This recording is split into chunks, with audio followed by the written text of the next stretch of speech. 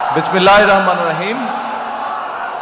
জাতীয় মৎস্য পক্ষ 2026-এর উদ্বোধন এবং জাতীয় মৎস্য পুরস্কার 2026 প্রদান অনুষ্ঠানের সম্মানিত সভাপতি, উপস্থিত মন্ত্রিপরিষদ সদস্যবৃন্দ, বিশিষ্ট ব্যবসায়ী, মৎস্যজীবী, আমার সামনে উপস্থিত সকল মুরব্বীবর্গ, এলাকাবাসী ভাই ও বোনেরা এবং সকল উপস্থিতিবৃন্দ, আসসালামু আলাইকুম। আসসালামু আলাইকুম।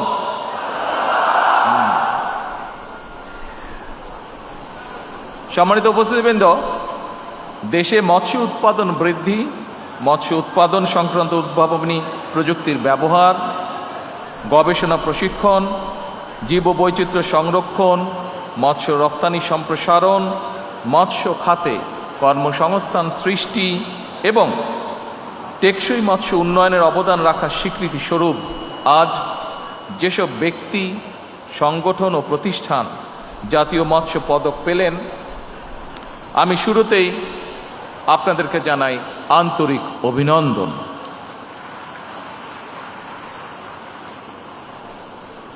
কয়েকটি কারণে আমি দেশে মৎস্য উৎপাদন এবং মৎস্য ব্যবসায়ীদেরকে বিশেষভাবে ধন্যবাদ জানালাম। কারণ মৎস্য চাষ আমাদের পুষ্টিকর চাহিদা পূরণ করছে।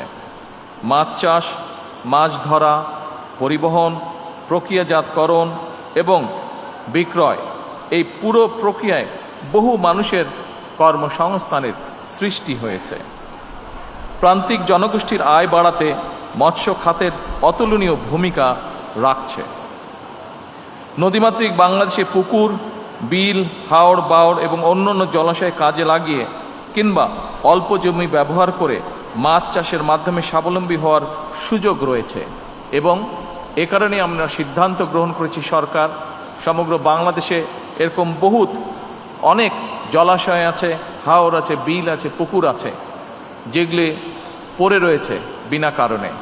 আমরা সিদ্ধান্ত করেছি এগুলোকে সংস্কার করার মাধ্যমে সরকারের পক্ষ থেকে আমরা এগুলোতে মাছের পোনা ছাড়তে চাই এবং যেই পুকুরগুলো বা যেই হাওড় বিলগুলো যেই এলাকায়, যে জলাশয়গুলো যে এলাকায় হবে, সেই এলাকার তরুণ যারা আছেন তাদের মধ্যে সুন্দরভাবে আমরা একটা বন্টন করতে চাই, যাতে করে কর্মসংস্থানের ব্যবস্থা হয় তাদের। এ ব্যাপারে এরই ভিতরে আমি মৎস্য মন্ত্রণালয়ের দায়িত্ব নিয়োজিত আমাদের টুকুকে এর মধ্যে নির্দেশনা দেওয়া হয়েছে। প্রিয় উপস্থিতিবৃন্দ, সর্বোপরি চিংড়ি সহ বিভিন্ন মাছ ও মৎস্যজাত পণ্য বিদেশে রফতানি করে প্রচুর পরিমাণে বৈদেশিক মুদ্রা বাংলাদেশ অর্জন করছে। 2025-26 অর্থ বছরে বিশ্বের প্রায় 52টি দেশে মৎস্য এবং মৎস্যজাত পণ্য রফতানি করে বাংলাদেশ 6,000 কোটি টাকার বেশি সমমূল্যের বৈদেশিক মুদ্রা অর্জন করেছে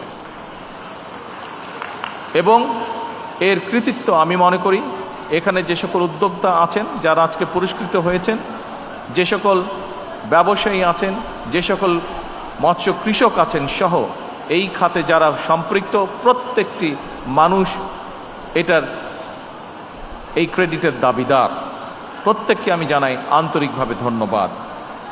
এবং এ কারণেই বর্তমানে সারা বিশ্বের কাছে এশিয়ার দেশগুলো ক্রমেই মিঠা পানির মাছ উৎপাদনের কেন্দ্রে পরিণত হতে চলেছে এবং এই ক্ষেত্রে বাংলাদেশের সম্ভাবনা অত্যন্ত উজ্জ্বল। আপনারা জানলে খুশি হবেন, গত জুন মাসে জাতিসংঘের খাদ্য ও কৃষি সংস্থা FAO প্রকাশিত একটি রিপোর্টে বলা হয়েছে, মাছ সহ জলজ প্রাণী উৎপাদনের ক্ষেত্রে বিশ্বে বাংলাদেশের অবস্থান পঞ্চম। তবে বিশ্বে আভ্যন্তরীণ জলাশয় থেকে মাছ আহরণে বাংলাদেশের অবস্থান দ্বিতীয়। অর্থাৎ বিশ্বের সব রকমের পরিসংখ্যানেই দেখা যায় মৎস্য চাষ কিংবা মৎস্য আহরণে বিশ্বে বাংলাদেশের সম্ভাবনা অত্যন্ত উজ্জ্বল।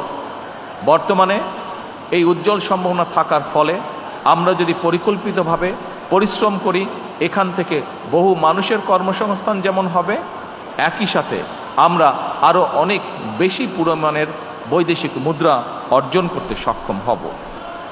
সম্মানিত ইনশাআল্লাহ, সম্মানিত উপস্থিতিবৃন্দ, আপনারা যারা মৎস্য উৎপাদন এবং বিতরণের সঙ্গে সংশ্লিষ্ট নিঃসন্দেহে আপনারা জানেন, মৎস্য অধিদপ্তরের উদ্যোগে খুলনা অঞ্চলে ৩০০টি ক্লাস্টার গঠন করে ক্লাস্টার ভিত্তিক চিংড়ি চাষ উন্নয়নের মাধ্যমে ইতিমধ্যে ৭৫০০ ঘেরে উৎপাদন গড়ে দ্বিগুণেরও বেশি বৃদ্ধি পেয়েছে।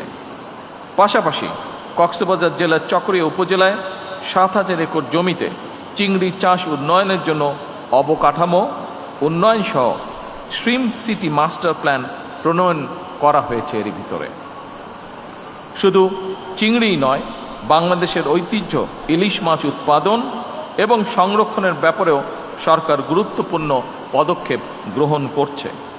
ইলিশ শুধু জাতীয় মাছ কিংবা একটি অর্থনৈতিক সম্পত্তি নয়, এটি বাংলাদেশের জিআই পণ্য হিসেবেও বিশ্বে স্বীকৃত। দেশের মোট মৎস্য উৎপাদনে ইলিশের অবদান প্রায় 10%, যা দেশজ জিডিপির 1%-এরও বেশি।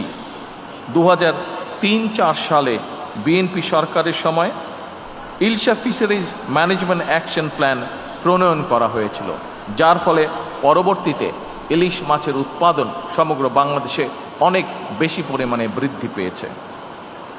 সম্মানিত উপস্থিতিবৃন্দ, বাংলাদেশে প্রায় 14 লক্ষ নারী, বর্তমানে দেশের প্রায় 2 কোটি মানুষ প্রত্যক্ষ কিংবা পরোক্ষভাবে মৎস্য খাতের উপরে নির্ভরশীল এবং সে কারণেই এই সেক্টরকে নির্বিঘ্ন এবং নিরাপদ রাখতে সরকার বিশেষ দায়িত্ব বলে মনে করে।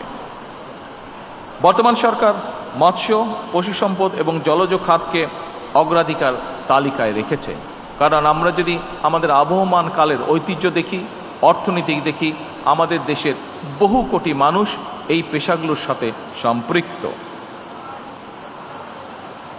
উপস্থিতিবৃন্দ, মৎস্য সেক্টরের বিকাশ এবং মৎস্য চাষী এবং জেলেদের জীবন জীবিকার উন্নয়নে সরকার অত্যন্তভাবে আন্তরিক এবং এরই অংশ হিসাবে মৎস্য চাষীদেরকে কৃষক কার্ডের আওতায় আনা হবে এবং হয়েছে এর মধ্যে। একই সঙ্গে জেলেদের পরিচয়পত্র প্রদান ও নিবন্ধন কার্যক্রমও চলমান রয়েছে।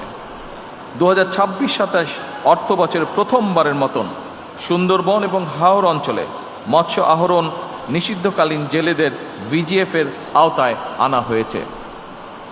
উপস্থিতিবৃন্দ, যদি আমরা প্রত্যেকটি মানুষ আন্তরিক হই, আমি বিশ্বাস করি বাংলাদেশের ভাগ্য উন্নয়নে মৎস্য এবং পশু সম্পদ যুগান্তকারী ভূমিকা পালন করতে পারে।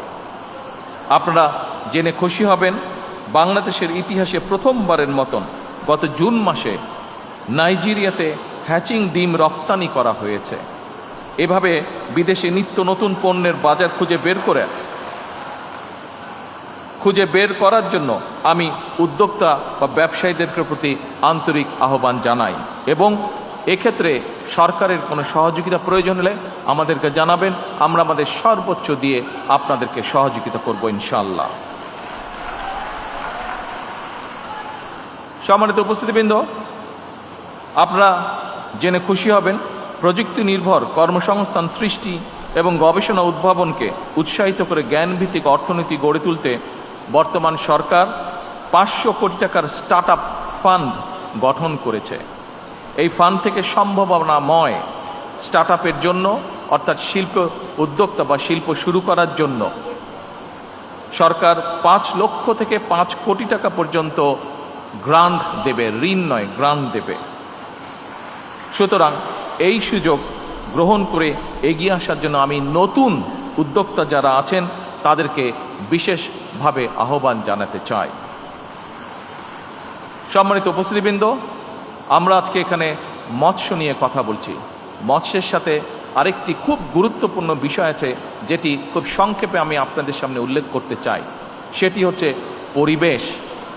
যে কোনোভাবেই হোক, যেভাবেই হোক, যে কারণেই হোক, আমরা খেয়াল করে দেখছি আমাদের খাল বিল, নদী নালা, যে সকল হাওর বিল যে সকল আছে, সবগুলোর পরিবেশ ধীরে ধীরে আমাদের ব্যবহৃত বিভিন্ন যে আবর্জনা আছে, বিভিন্ন রকম টিস্যু পেপার, প্লাস্টিক, পানির বোতল, এইসবের কারণে ধীরে ধীরে এই জলাশয়গুলোর পরিবেশ নষ্ট হয়ে যাচ্ছে। আমরা যদি সত্যিকারভাবে সচেতন হই, আমরা যদি নিজেদের পরিবেশ রক্ষা করতে চাই এবং একই সাথে আপনারা এখানে যারা উপস্থিত আছেন অধিকাংশ মানুষ হয়তো মৎস্য পেশার সাথে জড়িত, এবং মাছকে যদি আমরা বাঁচাতে চাই, আসুন একই সাথে আমাদেরকে আমাদের পরিবেশের প্রতিও খেয়াল রাখতে হবে, আমাদেরকে আমাদের পরিবেশকে রক্ষা করতে হবে। আমরা যদি পরিবেশকে রক্ষা করতে পারি, আমরা যেমন একটি সুস্থ পরিবেশের মধ্যে বসবাস করতে পারবো, আমাদের সন্তানেরা সুস্থ পরিবেশে বসবাস করতে পারবে আগামী দিনে। একইভাবে আমাদের মৎস্য, আমাদের পশু, সকল কিছু আমরা একটি সুস্থ পরিবেশের মধ্যে গড়ে তুলতে সক্ষম হব।